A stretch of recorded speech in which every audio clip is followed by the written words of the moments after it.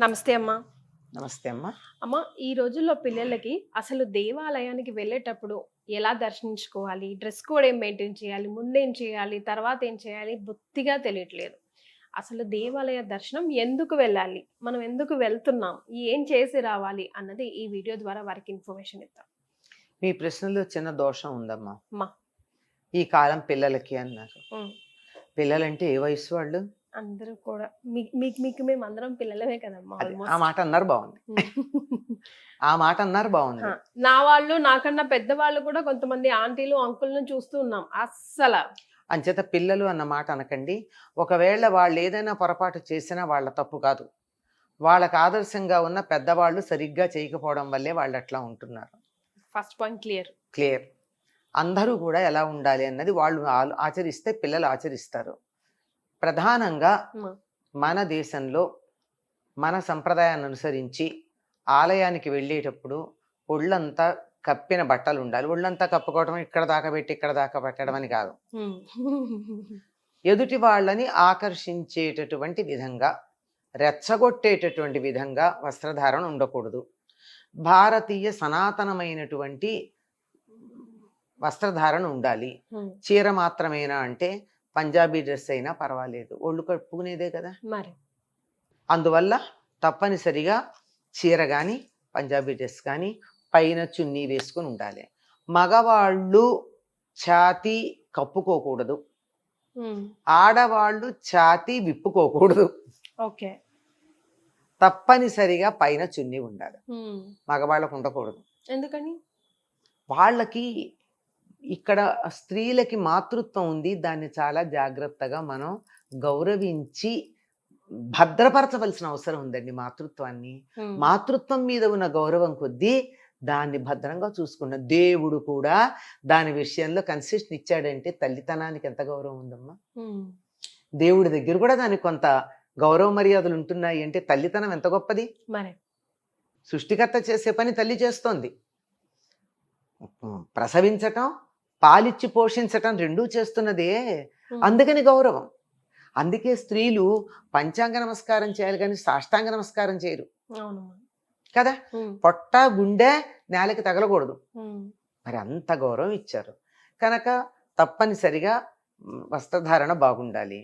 దాంతోపాటు భగవంతుని యొక్క అనుగ్రహం మన మీద ప్రసరించితే స్వీకరించగలిగినటువంటి స్థానం ఆజ్ఞాచక్రం గనక అక్కడ కుంకుమ ధరించి వెళ్ళాలి. తప్పనిసరిగా ఓకే, కుంకుమ ఉండాలి. జుట్టు విరబోసుకోకూడదు. జుట్టు విరబోసుకునేది ఎవరయ్యా అంటే రాక్షసులు మాత్రమే. మనం రాక్షస జాత కాదు. రాక్షస జాత అసలు కాదమ్మో. కాదు కదా. మరి జుట్టు ఎందుకు విరబోసుకుంటున్నాం? ఫ్యాషన్. రాక్షసత్వాన్ని మనం ఆహ్వానిస్తున్నామా? రాక్షస లక్షణాలు నాలో ఉంటే బాగుండు అనుకుంటున్నామా? రావాలని కోరుకుంటున్నామా? ఆలోచించాలి. కనుక ఇది తప్పనిసరిగా పాటించాలి. ఇంకా కొంతమంది అయితే కొంచెం చాదస్తులు కూడా ఉన్నారమ్మా. ఏమ్మా చేతికి గాజులేవి వేసుకో, గాజులు లేకుండా గుడికి ఎందుకు వచ్చావు అనేవాళ్ళు ఉన్నారు. అవును అవును. 5 ఇంపార్టెంట్ థింగ్స్ కదమ్మా, బొట్టు, గాజులు, డ్రెస్, ఇదంతా మన సంప్రదాయం కదా. గాజులు చాలా అవసరం అమ్మా. ఎందుకంటే ఇవి ఇక్కడ తగిలి ఈ ప్రాంతం అంతా అవుతున్నప్పుడు ఆక్యుప్రెషర్ జరిగి గైనిక్ సిస్టమ్ పర్ఫెక్ట్ గా ఉంటుంది. అందుకోసం అది మనం తెలుసుకోవాలి. Secrets behind the reason. Science not secret, science behind the tradition. అది తెలుసుకోవాలి. కనుక అది ఆరోగ్యానికి మంచిదన్న ఉద్దేశంతో పాటించమని గట్టిగా చెప్తూ ఉంటారు. అట్లా ఇవి మాత్రం తప్పనిసరిగా పాటించాల్సినటువంటి నియమాలమ్మా. ఆలయానికి ఎందుకు వెడతాం? భగవంతుడి అనుగ్రహం పొందడానికి. దేవాలయంలో భగవంతుడి యొక్క శక్తి కేంద్రీకృతమై ఉంటుంది. ఆ సంగతి మనకు తెలుసు కదా. దాని చుట్టూతా ప్రదక్షిణం చేసినప్పుడు ఆ శక్తి మనకు కూడా వస్తుంది. ఏ రకంగా అయితే అయస్కాంతం మీద ఒకే దిశలో, ఇనప ముక్క మీద ఒకే దిశలో అయస్కాంతాన్ని రుద్దినట్టయితే ఆ ఇనప ముక్క అయస్కాంతం అవుతుంది కదా. ఇనప ముక్క లాంటి మనం ఆలయంలోకి వెళ్ళి ఆ అయస్కాంతం చుట్టూతా ప్రదక్షిణం చేసినప్పుడు మనకు కూడా శక్తి కొంత వస్తుంది. అందుకోసం అక్కడికి వెడతాం. వెళ్ళిన తర్వాత అక్కడ కాసేపు కూర్చుంటాం. ఎందుకంటే అది స్థిరపడడానికి, కాంక్రిటైజ్ అవ్వాలి. అందుకని ఆలయంలో దర్శనం అయ్యాక కాసేపు కూర్చోమన్నారు. కూర్చోమంటారు. అవునమ్మా. ఎందుకంటే ఆలయం మొత్తం కూడా పాజిటివ్ వైబ్రేషన్స్ ఉంటాయి. ఆ పాజిటివ్ వైబ్రేషన్స్ మనం ఇంబైబ్ చేసుకోవాలి. అలా ఫ్లాష్ లాగా చూసొస్తే ఇంట్లో ఫోటో చూసిన దానికిను లేదా వాట్సాప్లో చూసిన దానికిను గుడికెళ్ళి చూసిన దానికి తేడా ఏమిటి? దాన్ని హ్యావ్ టు ఎక్స్పీరియన్స్. ఆ అనుభూతి చెందడానికి ఆలయంలో కూర్చోవాలి. ఇది ప్రధానంగా పాటించేది. ప్రదక్షిణం చేసేటప్పుడు కూడా ధ్వజస్తంభం, మూల విరాట్ రెండిటికి కలిపి చేయాలి ప్రదక్షిణం.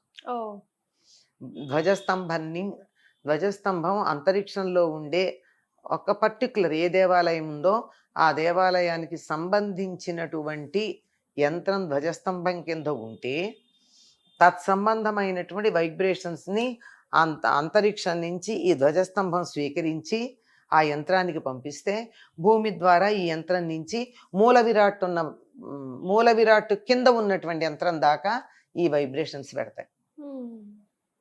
అందువల్ల ఈ మొత్తం ఇలా ప్రదక్షిణ చేసినట్టయితే వాటి నుండి వచ్చేటటువంటి సానుకూల ప్రతిస్పందనలు మనకి చేరుకుంటాయి.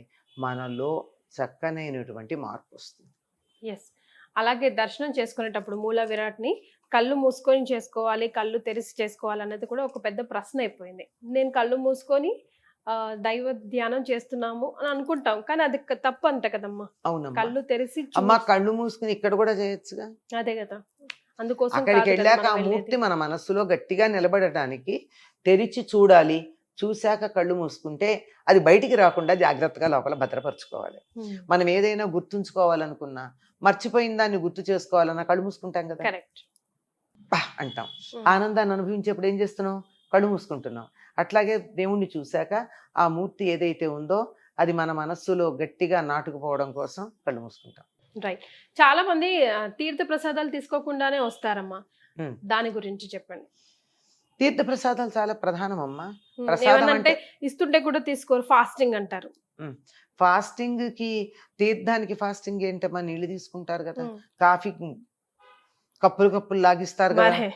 మరి ఇప్పుడు తీర్థం తీసుకోవడానికి ఏమైంది? తీర్థం తీసుకోవాలి. తీర్థంలో ఏమైందండి? ఎందుకంటే తీర్థం గురించి చెప్పడం, నీటికి మెమరీ పవర్ ఉంది వాటర్ మాలిక్యూల్స్ అని చెప్పి పరిశోధనల్లో తేలింది. మరి దానికి మెమరీ పవర్ ఉన్నప్పుడు ఏ మంత్రాలైతే ఆ నీటి దగ్గర మనం ఉచ్చరిస్తామో ఆ మంత్రం తాలూకు శక్తిని ఆ నీళ్లు గ్రహించాయి కదా, అవి మనం తీసుకుంటే ఆ శక్తి మనకు వచ్చిందా రాలేదా? 100%. దట్ ఈస్ వెరీ ఇంపార్టెంట్ కూడా.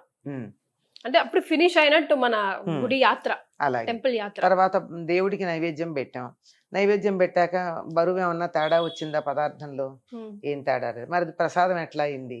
ఆయన కంటి చూపుతో స్వీకరించి కంటి చూపుతో అనుగ్రహాన్ని దాని మీద ప్రసరింపచేశాడు.